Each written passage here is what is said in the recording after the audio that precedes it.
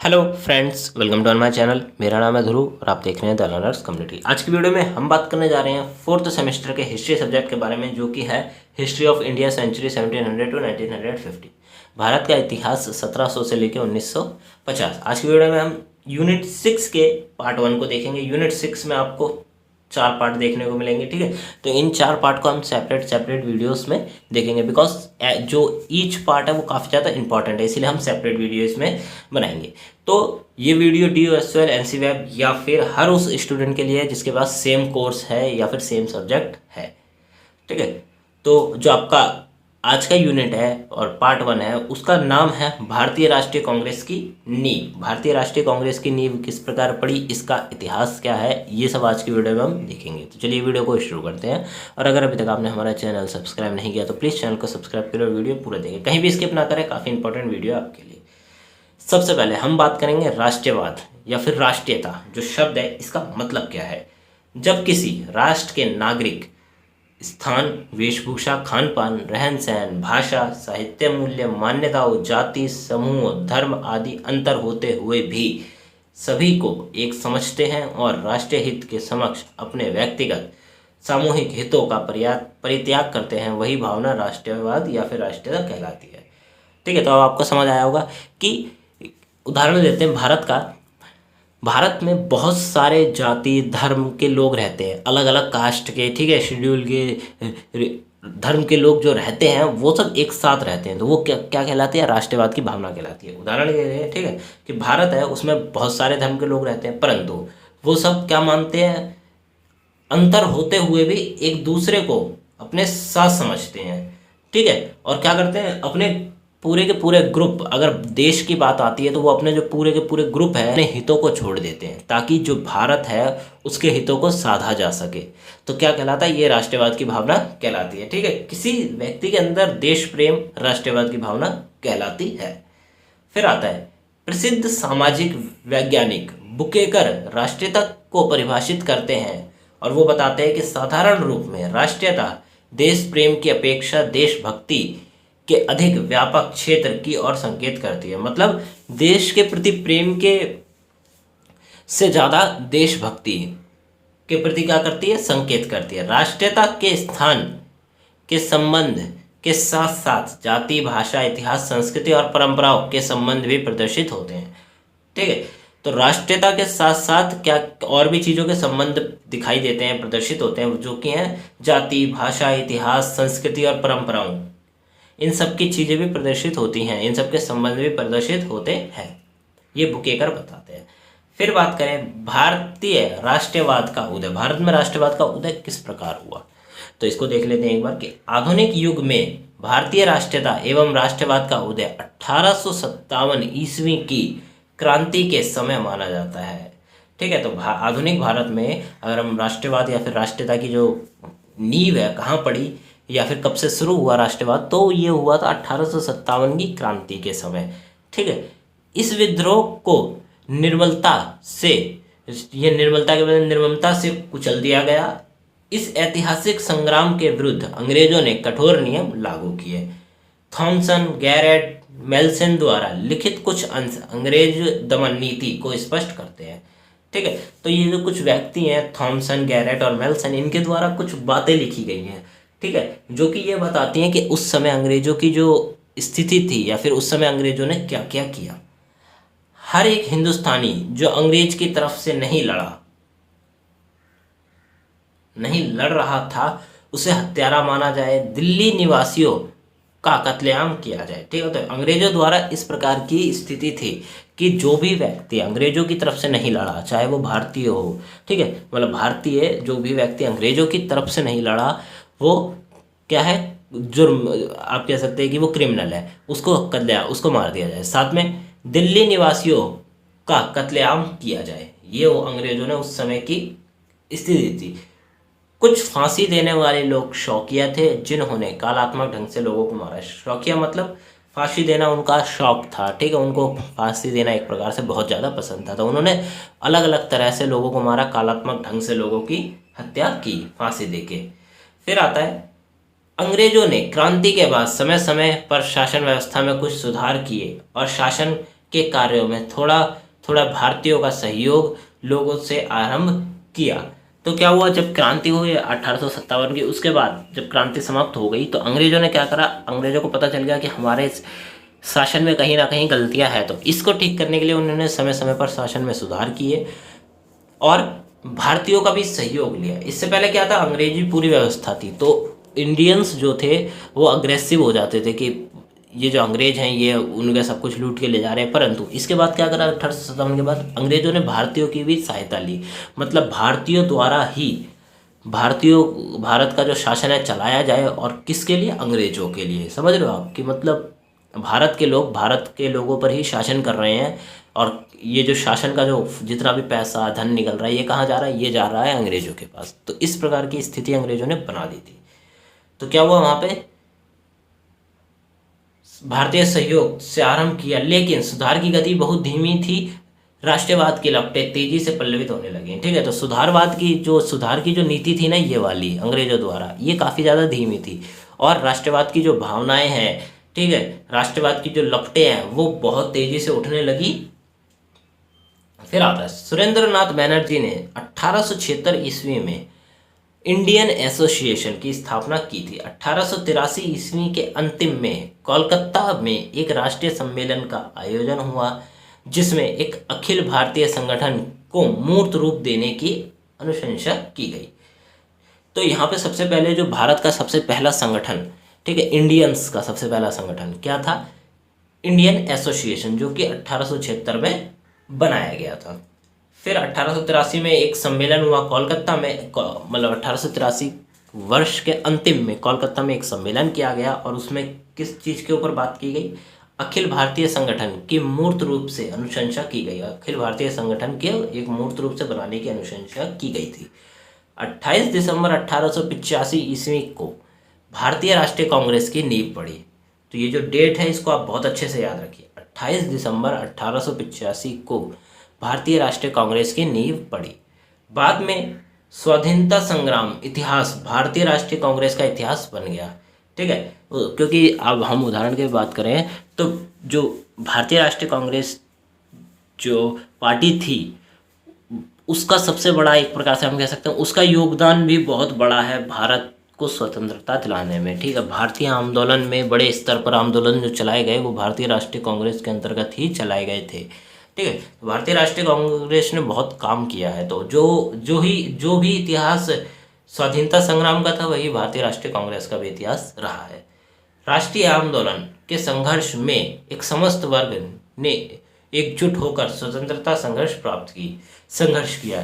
ठीक है, तो भारत में जो बड़े स्तर पर राष्ट्रीय आंदोलन चलाए गए थे, पूरा का पूरा एक वर्ग जुट होकर क्या कर रहा था, स्वतंत्रता के लिए संघर्ष कर रहा था। राष्ट्रवाद की संकल्पना के विकास में स्वामी विवेकानंद, स्वामी दयानंद, गोखले, लाल लाजपत राय, बाल गंगाधर तिलक, विपिन चंद्र पाल, अरविंद, रविंद्रनाथ टैगोर, सुभाष चंद्र बोस, महात्मा गांधी, जवाहरलाल नेहरू ने मोहित भूमिका निभाई। तो जितने भी मैंने आपको नाम बताए ना, इन लोगों ने बहुत ही ज़्यादा, आप कह सकते हैं कि बड़ी भूमिका निभाई है। ऐसे तो बहुत बड़ी लिस्ट है जिन्होंने भारत के लिए काम करा उन लोगों ने। ठीक है, भारत को स्वतंत्रता दिलाने में आप कह सकते हैं कि बहुत अपना योगदान दिया। परंतु कुछ लोगों के नाम जो लिस्ट में हैं वो ये हैं। ठीक है, तो इनके भी नाम आप याद कर लीजिए। अब आता है भारतीय राष्ट्रीय कांग्रेस का जन्म। भारत के राष्ट्रीय आंदोलन में कांग्रेस का बहुत बड़ा योगदान रहा है। भारतीय राष्ट्रीय आंदोलन ही भारतीय राष्ट्रीय कांग्रेस का इतिहास रहा है। भारत का जो राष्ट्रीय आंदोलन रहे हैं वही भारतीय राष्ट्रीय कांग्रेस का इतिहास रहा है। कांग्रेस के जन्म के कारण यह कहा जाता है कि दिन प्रतिदिन अंग्रेजों के शासन के विरोध बढ़ता जो भी कांग्रेस के जन्म के कारण बना। दिन प्रतिदिन अंग्रेजों का जो शासन है वो बढ़ता चला गया। ठीक है, तो काफ़ी ज़्यादा आप कह सकते हैं इंडियंस को फेस करनी पड़ी प्रॉब्लम्स। तो इसके लिए कांग्रेस का पार्टी का जन्म किया गया। सुरेंद्र नाथ बैनर्जी लिखते हैं कि कोई भी स्वाभिमानी भारतीय तब आंखें मूंदकर सुस्त बैठा नहीं रह सकता जो इल्बर्ट बिल विवाद के महत्व को समझते थे। उनके लिए यह देशभक्ति की महान पुकार थी। ठीक है, तो इल्बर्ट बिल एक बिल आया था उस समय, ठीक है। तो अगर उस बिल के प्रति कोई भी ऐसा स्वाभिमानी भारतीय व्यक्ति नहीं था जो इस बिल के प्रति आंख मूंद कर बैठा हो, ठीक है। और ये क्या थी, देशभक्ति की एक महान पुकार थी। इस बिल ने भारतीय शिक्षित वर्ग को संगठित राजनीतिक आंदोलन की आवश्यकता का पाठ पढ़ाया, ठीक है। ये जो बिल आया था, इस बिल के बाद क्या हुआ, भारत का जो पढ़ा लिखा वर्ग है, शिक्षित वर्ग है, उसने राजनीतिक आंदोलन की आवश्यकता उनको दिखाई दी। यदि यदि अब आगे राजनीतिक अधिकार और सुधार प्राप्त करने थे तो देशव्यापी आंदोलन चलाने के लिए एक राष्ट्रीय संस्था की आवश्यकता थी, ठीक है। तो लोगों को पता चला कि अगर हमें आगे अपने जो भी उनके अधिकार हैं अगर वो चाहिए तो एक क्या करना पड़ेगा, एक राष्ट्रीय संस्था की आवश्यकता होगी जो पूरे भारत में काम करेगी।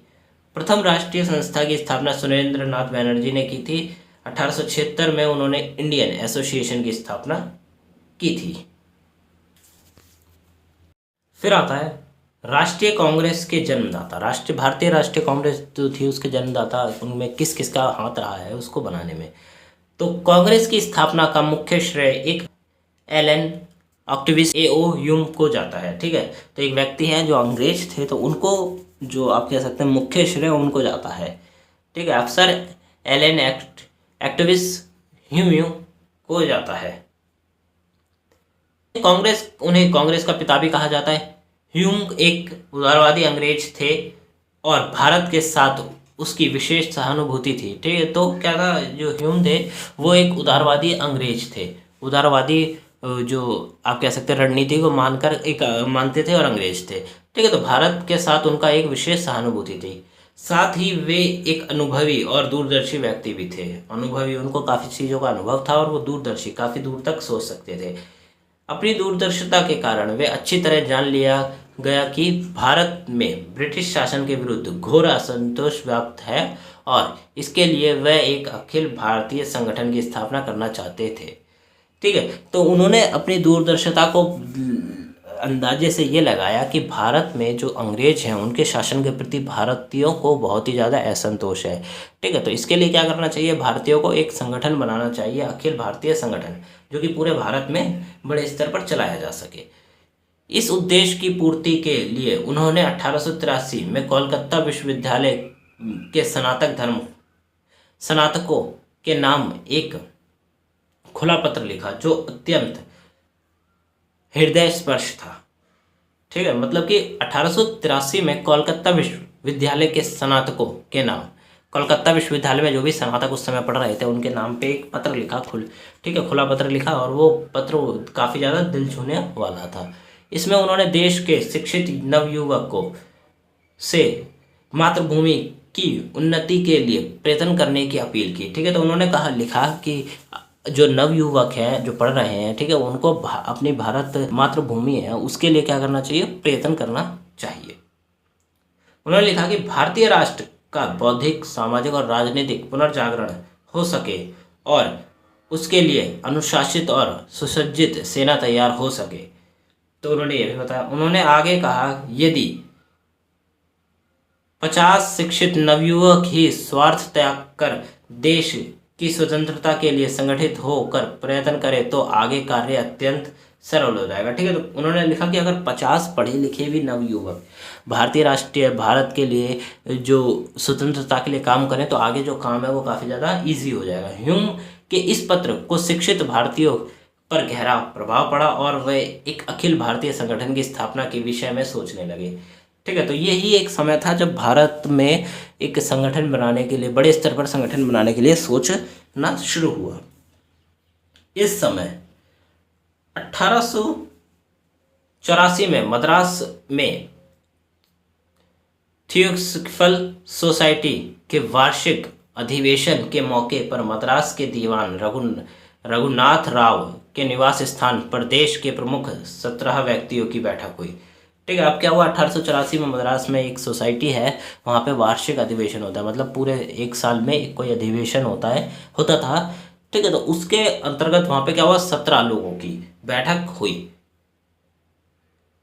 वहाँ एक देशव्यापी संगठन कायम करने का निश्चय किया गया। ठीक है, तो एक ऐसा संगठन बनाया जाएगा तो कि पूरे देश में काम करेगा, इसके लिए निश्चय किया गया है। निश्चय के फलस्वरूप दिसंबर 1884 में इंडियन नेशनल यूनियन नामक देशव्यापी संस्था की स्थापना की गई। इंडियन नेशनल यूनियन नामक एक संस्था की स्थापना की गई। भारतीय राष्ट्रीय कांग्रेस और लॉर्ड डफिन, ये भी जो नाम है लॉर्ड डफिन, ये भी काफ़ी इंपॉर्टेंट नाम है। ह्यूम महोदय ने अपने योजना तत्कालीन वायसराय लॉर्ड डफिन के समक्ष रखी। ह्यूम नहीं चाहते थे कि इस देशव्यापी संगठन द्वारा राजनीतिक विषयों पर विवाद हो। लॉर्ड डफिन ने ह्यूम की बात ध्यानपूर्वक सुनी और योजना के क्षेत्र को बढ़ा दिया। ठीक है, तो जो ह्यूम थे उन्होंने क्या करा, उस समय के जो आप कह सकते हो लॉर्ड वायसराय थे, उनके पास गए और उन्होंने अपनी पूरी की पूरी उनको पॉइंट बताया कि भारतीय या फिर हमें एक संगठन बनाना चाहिए जो कि पूरे भारत में काम कर सके। ठीक है, भारतीय राष्ट्रीय कांग्रेस के बारे में उन्होंने उन्हें बताया। तो ह्यूम नहीं चाहते थे कि देशव्यापी संगठन द्वारा राजनीतिक विषय पर कोई भी विवाद हो, वो नहीं चाहते थे कि संगठन बनने से पहले ही कोई विवाद पैदा हो जाए। लॉर्ड डफिन ने ह्यूम की बात पूरी ध्यानपूर्वक सुनी। दूसरा, योजना के क्षेत्र को बढ़ा दिया। ठीक है, उन्होंने जिस क्षेत्र में वो संगठन काम करना था उसके क्षेत्र को और ज़्यादा बढ़ा दिया। उसने ह्यूम को परामर्श दिया कि वे संगठन को राजनीतिक रूप लेने दें। ठीक है, लॉर्ड डफिन ने कहा कि जो संगठन है उसको राजनीतिक रूप भी लेना चाहिए, सामाजिक रूप से काम करके ही कुछ नहीं होगा, राजनीतिक रूप भी लेना आवश्यक है। व्योमेश चंद्र बनर्जी के अनुसार ह्यूम के मस्तिष्क में सबसे पहले यह विचार आया था कि भारत के प्रधान राजनीतिक साल में एक वार एकत्रित होकर राजनीतिक विषय पर चर्चा करें। ठीक है, तो उन्होंने सबसे पहले जो ह्यूम थे उनके दिमाग में एक बात आई थी कि पूरे एक साल में एक बार भारत के सभी लोग आए, ठीक है, और मिलकर क्या करें, चर्चा करें। वे ये नहीं चाहते थे कि उनका चर्चा का विषय राजनीतिक रहे, क्योंकि बम्बई, कोलकाता, मद्रास और अन्य भागों में राजनीतिक मंडल थे। ठीक है, तो ह्यूम नहीं चाहते थे कि जो भी वो बात करें वो राजनीतिक रिलेटेड हो, क्योंकि ऑलरेडी बम्बई, कोलकाता और मद्रास में और अन्य क्षेत्रों में भी राजनीतिक मंडल बने हुए थे। लॉर्ड डफिन ने ह्यूम साहब के विचारों को राजनीतिक दिशा दी। उसने कहा कि इस संस्था को इंग्लैंड की तरह यहाँ सरकार के विरोध का काम करना चाहिए। उसने यह इच्छा व्यक्त की कि यहाँ के राजनीतिक प्रतिवर्ष अपने सम्मेलन किया करें और सरकार को बताया करें कि शासन में क्या क्या त्रुटियां हैं और उसमें क्या क्या सुधार किया जाए। ठीक है, तो लॉर्ड डफिन हमेशा से ही चाहते थे कि जो कांग्रेस बनेगी या फिर जो भी संगठन बनेगा वो राजनीतिक होना चाहिए, ताकि वो राजनीतिक क्षेत्र में भी अपने देश की सहायता कर सके। ठीक है, इस प्रकार की उन्होंने बात किसको बताई, ह्यूम को बताई। और उन्होंने कहा कि प्रतिवर्ष साल में एक बार एक बैठक होनी चाहिए जिसमें राजनीतिक रिलेटेड या फिर जो भी ब्रिटिश पार्टी है उसके अंदर क्या क्या परेशानियां हैं ब्रिटिश गवर्नमेंट के अंदर, ये सब के ऊपर भी बात करनी चाहिए। इंग्लैंड में उन्होंने भारतीय मामलों में दिलचस्पी लेना प्रमुख करा। तो क्या हुआ, इससे पहले कि ह्यूम कहाँ गए, इंग्लैंड गए। ह्यूम यहाँ से लॉर्ड डफिन की बात सुन के इंग्लैंड गए, वहाँ गए और उन्होंने भारतीय मामले जो थे उनमें दिलचस्पी लेना शुरू करा। इस प्रस्तावित संगठन की योजना के संबंध में विचार विमर्श किया। ठीक है, तो अब उन्होंने क्या करा, ह्यूम ने इस संगठन को बनाने के लिए अपने विचार को प्रस्तुत किया। भारत लौटने से पूर्व उन्होंने इंडियन पार्लियामेंट कमेटी का एक संगठन किया, जिसका उद्देश्य पार्लियामेंट के सदस्यों से यह प्रतिज्ञा करवाना था कि वे भारत के मामले में दिलचस्पी लेंगे। ठीक है, तो उन्होंने भारत आने से पहले क्या करा, एक संगठन बनाया जिसका नाम था इंडियन पार्लियामेंट कमेटी। और इस कमेटी का क्या काम था, इस कमेटी का काम था कि पार्लियामेंट के जितने भी सदस्य हैं, ठीक है, ब्रिटिश पार्लियामेंट के या फिर आप कह सकते हैं भारत में जो पार्लियामेंट है, उन जितने भी सदस्य हैं उन सबको भारत के जो आंतरिक मामले हैं ना उनके ऊपर दिलचस्पी जगानी थी। इससे पहले क्या था कि जो पार्लियामेंट थी उसका काम क्या था कि वो भारत के मुद्दों पर कम ध्यान देते थे। ठीक है, बस राज करने से मतलब था परंतु ध्यान देने से नहीं। तो उन्होंने भारत के प्रति जितने भी मुद्दे हैं उन सब पर दिलचस्पी दिलाने का काम करा। अब आता है आगे का कि कांग्रेस का प्रथम अधिवेशन मार्च 1885 कांग्रेस का जो पहला अधिवेशन था मार्च 1885 में ह्यूम के इंग्लैंड से भारत लौटने पर निश्चय किया गया कि आगमनी बड़े दिन की छुट्टी देश के सभी भागों के प्रतिनिधियों की एक सभा पुनः बुलाई जाए। ठीक है, तो क्या हुआ, एक सम्मेलन हुआ 1885 में मार्च में। ठीक है, ह्यूम के भारत लौटने पर। और क्या हुआ, भारत उस दिन छुट्टी थी। ठीक है, किसी एक दिन छुट्टी के दिन भारत के जितने भी बड़े लोग हैं उन सबको बुलाया जाए, पुणे में एक बैठक होगी। इस आशय से एक परिपत्र जारी किया गया। ठीक है, एक परिपत्र, एक लेटर को जारी किया गया जिसका मुख्य अंश इस प्रकार था। 25 से 31 दिसंबर 1885 तक पुणे में इंडियन नेशन यूनियन की एक सभा होगी। इसमें बंगाल, बम्बई, मद्रास प्रांतों के अंग्रेज जानने वाले प्रमुख प्रतिनिधि सम्मिलित होंगे और इस सभा का उद्देश्य थे। ठीक है, तो ये उन्होंने एक लेटर लिखा और इस सभा के कुछ उद्देश्य भी बताए। तो वो उद्देश्य देख लेते हैं। पहला है, राष्ट्र के प्रति कार्यों में की जाने से लोगों का एक दूसरे से परिचय। ठीक है, तो जो भी भारत में राष्ट्रीय स्तर पर काम होंगे, लोगों को एक दूसरे के प्रति जान पहचान होनी चाहिए अगर हमें बड़े स्तर पर काम करना है तो। ठीक है, दूसरा, इस वर्ष के लिए कौन कौन से कार्य किए जाएं, इसकी चर्चा, निर्णय लेना आदि। ठीक है, तो उस साल कौन सा, 1885 में ये संगठन हुआ, तो 1885 में कौन कौन से काम होंगे इसके ऊपर भी चर्चा की जाएगी। इस प्रकार ह्यूम का उद्देश्य इस संस्था को देशीय संसद के रूप में विकसित करना था। ठीक है, तो ह्यूम का क्या उद्देश्य था कि ये जो संस्था बना रहे हैं इसको संसद के रूप में देश में कायम करना, ताकि यह संस्था उन सब आरोपियों का मुंहतोड़ उत्तर दे सके जिसके आधार पर भारत के जनतांत्रिक प्रणाली का अयोग्य करार दिया जाता था। ठीक है, तो उन सबको मुंह तोड़ जवाब दे सके जो लोग ये कहते थे कि भारत की जो स्थिति है वो नहीं चल पाएगी अगर अंग्रेज वहाँ से चले जाएंगे। तो ठीक है, तो इस प्रकार की जो चीज़ें थी वो उस समय हुई थी। कांग्रेस के प्रथम अधिवेशन के संबंध में यह निश्चित किया गया था कि पूना में 25 से 31 दिसंबर 1885 तक हो, लेकिन पूना में हैजा शुरू होने के कारण उक्त निश्चय में परिवर्तन करना पड़ा। क्या हुआ फिर, जब अधिवेशन होने वाला था तो हैजा शुरू हो गया। हैजा एक बीमारी है। ठीक है, तो वो बीमारी बड़ी स्तर पर फैलने लगी, तो उसका क्या हुआ, परिवर्तन करा गया उस चीज़ में। पुनः तय किया गया कि कांग्रेस का प्रथम अधिवेशन बम्बई में 28 दिसंबर 1885 को दिन 12 बजे गोकुलदास तेजपाल संस्कृति कॉलेज के भवन में कांग्रेस का अधिवेशन हुआ।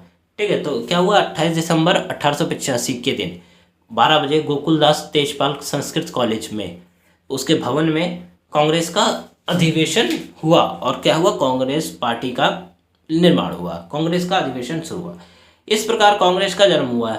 इसमें देश के विभिन्न भागों से 72 प्रतिनिधियों ने भाग लिया था। ठीक है, तो देश के विभिन्न भागों से 72 लोग आए थे क्या करने, भाग लेने के लिए। अधिवेशन का सभापतित्व व्योमेश चंद्र बनर्जी ने किया, जिसके अनुसार भारत में एक ऐसा महत्वपूर्ण और व्यापक प्रतिनिधित्व सम्मेलन नहीं हुआ था। इससे पहले भारत में पहले भी कभी इतना बड़ा व्यापक बड़े स्तर पर कोई सम्मेलन नहीं हुआ जिसमें इतने सारे लोग आए हों।